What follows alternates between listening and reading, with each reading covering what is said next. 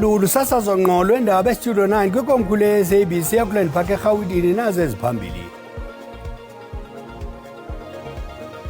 I-DA ivule ityala ngakumphathi wemfundo ephakamileyo uGqirha Nobuhle Nkabane eKapa ngale ntsasa. And I repeat again that I'm talking about a position in relation to the judge. I'm not talking about somebody who's actually a child, should be thought of as a child. It's more like positions of authority. Igqwetha likaJaji Mbenenge uAdvocate Moses Khakhane SC liqhube ngokujika-jika ngemibuzo ingcali ngezesini uGqirha Lisa Venter kwinkqubo yokuviwa kwesixhosa esingafanelekanga ngakumongameli wejaji eMpuma Koloni uJaji Selby Mbenenge. Inkosi Mazole isicaka sithambile likapholisanga Maseko Madikawuleni warhuqa. I-DA ivule ityala ngakumphathi wemfundo ephakamileyo uGqirha Nobuhle Nkabane eKapa ngale ntsasa.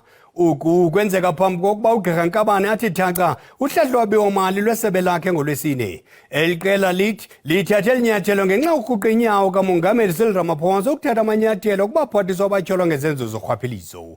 Intatheli yethu Lulama Matya ilandela eli nqaku iseKapa.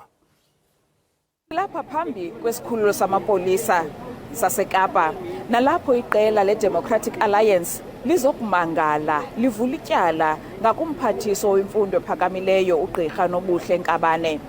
Eli qela lityhola uNkabane ngokulahlekisa ipalamente angathethi inyaniso malunga nokwenyulwa kwegqiza elizimeleyo elatyomba oosihlalo bebhodi yesitha. Eli qela lithi uNkabane wathi eli gqiza lizimele, uthi ke kanti xa bafumanisa ukuba ayingobantu abazimeleyo ababebeyinxalenye yeli gqiza liza konyula osihlalo, koko abanye babo basebenza kwa kwisebe eli lemfundo ephakamileyo. Ngoku ke eli qela lithi nakuba livule ityala lamangalela uNkabane kwikomiti ejongene nokuziphatha kwamalungu epalamente, laphinda labhalela umkhuseli luntu ukuba aphande uNkabane, lithi oko akwanelanga, lifuna ngoku into yobana nabasemagunyeni amapolisa bathathe amanyathelo ukwenzela into yobana ukuba lamaziko mabini, iofisi yePublic Protector kwakunye ne-Ethics Committee yepalamente bamfumanise enetyala, namapolisa kwelawo icala makafunyanwe enetyala ziinkundla zamatyala ukwenzela ayokuvalelwa eziseleni. Ngale njikalanga ke uNkabane uza kuthi thaca uhlahlo lwabiwo-mali lwesebe lakhe kwi-NCOP. Siyayazi ke into yobana i-Democratic Alliance ibitshilo ngempelaveki yathi ayizukuzixhasa ivoti zoNkabane nokwakunye nomphathiswa wezindlu uThembi Simelane. Sakubona ngoko ke ngale njikalanga ukuba kuza kuhambeka kanjani na, kodwa ke lisemina ngokweliqela lithi alizukulixhasa olo hlahlo lwabiwo-mali. Mandisithathe izitambo ndizibusele kuwe studio. Ingena kusuku lwesibini namhlanje inkqubo yokuviwa kwesixhosa esingafanelekanga ekutyholwa ngaso umongameli wejaji eMpuma Koloni uJaji Selby Mbenenge. uJaji Mbenenge utyholwa ngokucwaza ngokungafanelekanga kumabhalane wejaji uNkosazana Andiswa Mengo athi wamnqala ngemiyalezo yezesondo owayengayimemanga. Igqwetha likaJaji Mbenenge uAdvocate Moses Khakhane SC liqhube nokujika-jika ngemibuzo ingcali ngezesini uGqirha Lisa Venter. Ingqina elincali umphandi uGqirha Lisa Venter lizame ukucacisa ukuphonononga kwalo incoko phakathi komabhalane wejaji uNkosazana Andiswa Mengo nomongameli wejaji eMpuma Koloni uJaji Selby Mbenenge ngelithi belingazami ukubonisa uNkosazana Mengo njengomntu ongabalulekanga okanye angathatheli ingqalelo koko luluvo lwegunya nokulindeleke kwelogunya. uGqirha Venter nonamava kwezixholo-xholo ezibhekiswa kwabasetyhini susela ngo-1991 ujikwa-jikwa ngemibuzo kwelivelatanye lophando ngesikhalazo sesincwaso ngokwezesondo esityatyekwa lejaji iphezulu eMpuma Koloni. uGqirha Venter othe kuphononongo lwakhe uNkosazana Mengo wayengathathi inxaxheba kule ncoko noJaji Mbenenge ngokuzithandela, ubuzwe ngoluluvo olubonwa ngamagqwetha kaJaji Mbenenge njengokuthatha icala. I think you're misinterpreting what I mean when I say childlike. And I repeat again that I'm talking about a position in relation to the judge. I'm not talking about somebody who's actually a child, should be thought of as a child. It's more like positions of authority. Yes, no. It's not about people's mental capacity. It's not about their abilities. It's about the degree of respect or deference you are expected to show somebody when you are positioned in a particular role. It's not that that person is a child and you treat them as a child. Eliqonga lokuviwa kwesisincwaso singafanelekanga liyaqhuba eSandton eGauteng. Impahla ezenziwe kweli zingena kwiqonga lobuxhakaxhaka bale mihla online logama urhulumente naye selula isandla. Namhlanje kusungulwe ngokusesikweni amaqonga amabini online ngenjongo yokufunqula ushishino lweli nomgangatho wokwenziwa kwezinto kweli. After the successful virtual pavilion at Expo 2020 in Dubai, we realized that South Africa lacked a centralized digital marketplace to showcase and connect buyers with locally made goods. The TTI responded by commissioning Proudly SA to undertake an investigation in this regard, and this is what brings us here today. Sele liqalile iphulo lweli ishop Proudly SA lamaqonga obuxhakaxhaka belixesha nelijolise kuqaqambiseni uqoqosho ushishino nemontlalo ngobuchwepheshe ba-online. Kambe ke impahla ezenziwe kweli ezingaphaya kwe-1,700 sele zithengiswa.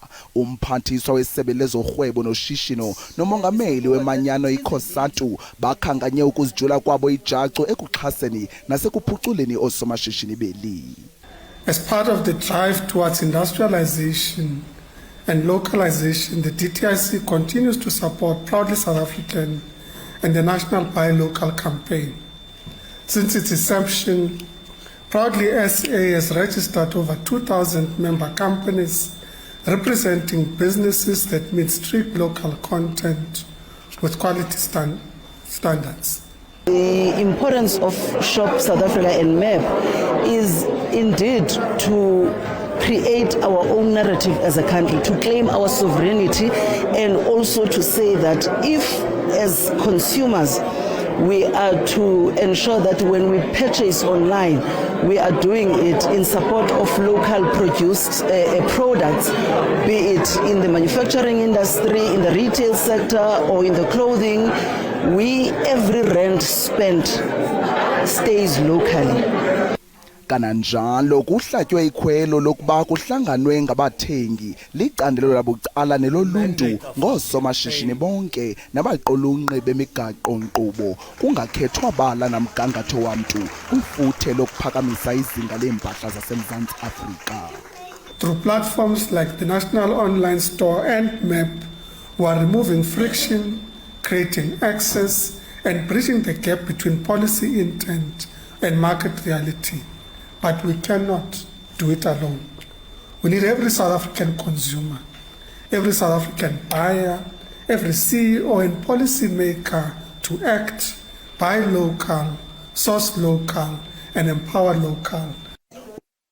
Ke kukwabalulwe ukubaluleka kokuqinisekisa ukufikelela lula kwiimpahla ezenziwe kweli nkqu naphesheya kwelwandle ukwehlisa izinga lokuthenga kumazwe angaphandle. Ndimlo Lilitha Ntsundwani kwiindaba ze-SABC eGauteng.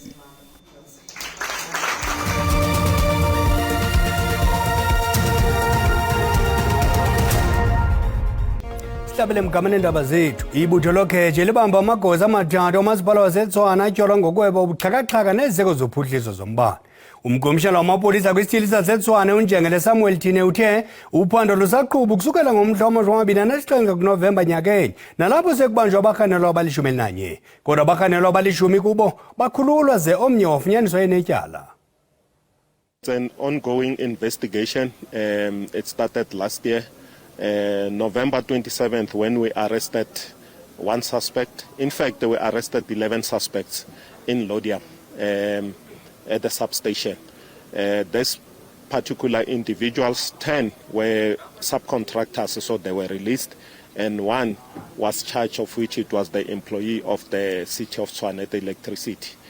As the investigation went on, this individual appeared in court yesterday and will be appearing again on the 8th, if I'm not mistaken, on the 8th, before the court again. The investigation went on and follow-up was made, and 3 individuals were arrested today, as we've seen. They were arrested today and they will be charged with theft of essential infrastructure. That essential infrastructure is linked to the 7 million rand of the transformer that is linked to essential infrastructure that was stolen. Umasipala waseNelson Mandela Bay ubambe ingqungquthela amashishini amancinci kwibala iNelson Mandela nelijolise ukuxhobisa amashishini amancinci ngezakhono ukuze kuhlume noqoqosho. Kudibene osomashishini abatyala izimali norhulumente kunikwa abantu neenkcukacha zokufumana inkxaso-mali. Intatheli yethu uNtombozuko Balintulo isilungiselele le ngxelo.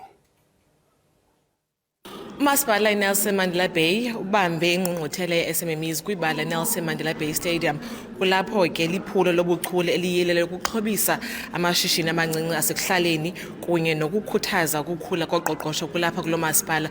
But umuntu oyena ke ozasichazela bubanzi ngalento ku-MMC wezoqoqosho ezokhenketho nezolimo apha kumasipala ombhaxo weNelson Mandela Bay.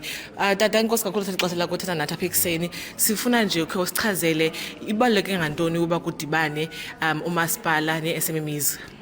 Mandikhahlele ukuqala Mambongo, ndikhahlele kubemi belilizwe, ndikhahlele kwakhona kubahlali balapha kule nqila ithiwe nguDalibunga.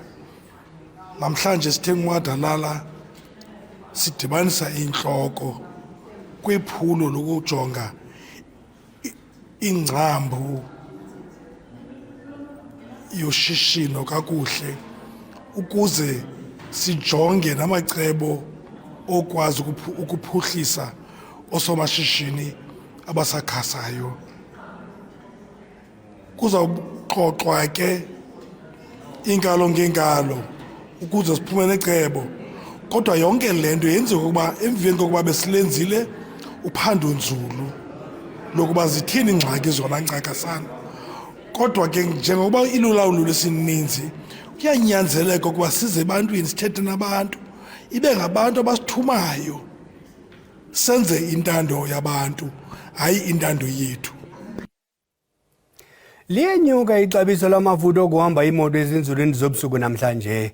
Isebe lezimbiwa libhengeze amaxabiso amatsha amafutha okuqala kule nyanga. Kulindeleke ukuba uhlobo lwepetroli 93 octane linyuke nge-55 cents ilitha, ngelixa uhlobo lwe-95 octane liza kunyuka nge-52 cents ilitha. Idizili liza kunyuka phakathi kwe-82 cents ne-84 cents ilitha. Ixabiso lepetroli liza kunyuka nge-89 cents ilitha. Ukunyuka kwamaxabiso kubangelwa yimfazwe ekumbindi mpuma. The reason for this adjustment are as follows. The higher oil prices due to the conflict in the Middle East between Israel and Iran during the period under review. The rand strengthened against the dollar and cushioned the prices by over 15 and 16 cents a litre.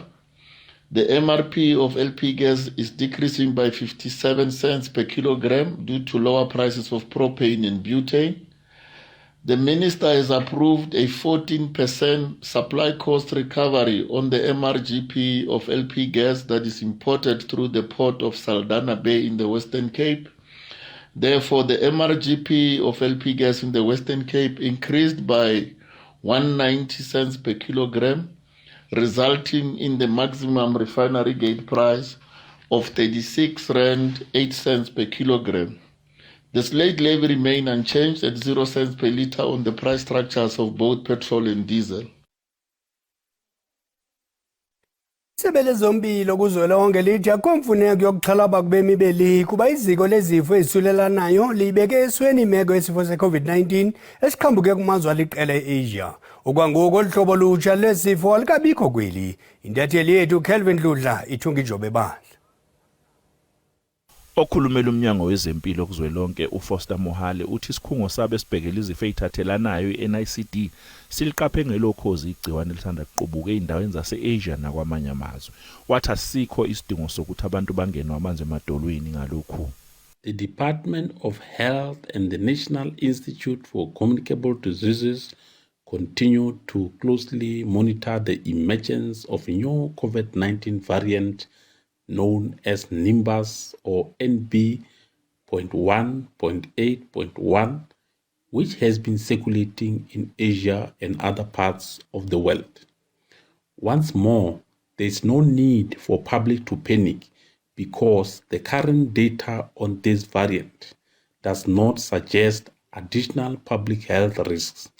However, people are urged to remain vigilant and observe non-pharmaceutical interventions, which include regular hand wash with water and soap or sanitizer. Ngesikhathi kuqubuka igciwane icorona kulandela nobhubhane lwesifo iCovid-19 kwalaluyaca kwashona inkumbi zabantu lavalwa ngci izwe kuliwa nalesifo. Inhlangano zabangcwabi zithi zathwala kanzima ngesikhathi kufika lolu bhubhane ngoba kwakuyinto entsha kubona bangayazi babedidekile. Umpanza uthi banesicelo kuhulumeni sokuthi abelekelele kakhulu ngoxhaso lwemali ukuze bezohlale bevivile bengashaywa into eyodwa kabili. Uma usizo singalithola kuhulumeni asixhase kakhulu ngoba kusuke sekungenelela indleko ezingaplaniwe. Bese ngithi ke kungcono manje ngoba at least sesiyazi ukuthi kuba into enjani. Abelaphi bendabuko bathi likhona iqhaza bangalibamba uma nje kuthiwa lolu bhubhane likhuza ibuya.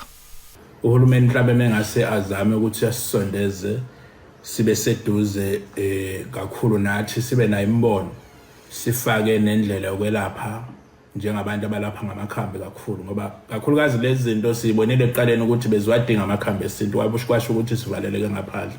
So ngokwami ke bengithi nje iCovid sezwile ukuthi khona sicela uhulumeni asheshe asondeze eduze sisabele sikwazi nathi ukuthi silekelele njengabelaphi. Uhulumeni ke unxusa abantu ukuthi ke uma ngabe bezizwa ukuthi bangenwa umkhuhlane basheshe banikele emtholampilo. Ukuxhatshaza imivuzo ephansi kunye nemeko ezingekho nhle zokusebenza eminye imibe ejongene necandelo lezokhuseleko. Onogada abathi iziphathamandla zithatha ixesha ukusombulula imingeni abajongene nayo okanye bangayithatheli kwangqalelo. Umbutho wabasebenzi iSouth African Private Security and Allied Workers Union ubambe inkomfa nalapho onogada bebevakalisa izikhalazo zabo. Icandelo labucala lokhuseleko linabasebenzi abangaphaya kwama-6,000 ababhalise njengonogada. Lelinye lamacandelo anamathuba amaninzi empangelo, kodwa nangona kunjalo lelona linabasebenzi abakhalela ukuphatheka gwenxa emsebenzini. Abasebenzi abaninzi abayazi ukuba bayephi xa abaqeshi besophula izivumelwano zengqesho. Come forward. The trade union is there. All the stakeholders are there. CCMA is there. Bargaining Council is there. If you have any problem or you don't understand anything regarding your issues, just go to the CCMA. They will assist you with that one. Banye bakhalazela ukuba izikhalazo zabo zithatha ixesha ukusonjululwa okanye bangafumani kwa iziphumo ezincumisayo xa bethe bayokukhala kwiziphathamandla. Iziphathamandla zimemelele icandelo lokhuseleko labucala kunye nabasebenzi ukuba baqulunqe amaqonga aza kusombulula imiba ekumila nje. We encourage security officers to visit our offices, report those matters. We encourage security officers to belong to trade union. Ibhunga lengxoxo likhuthaze onogada ukuba bazise izikhalazo zabo kwiziphathamandla kwangexesha ukuze zizokusombululeka. Umbango ngiyawucima umlilo makuthethe bomnyama kuvele kukhanya kube xhosibele.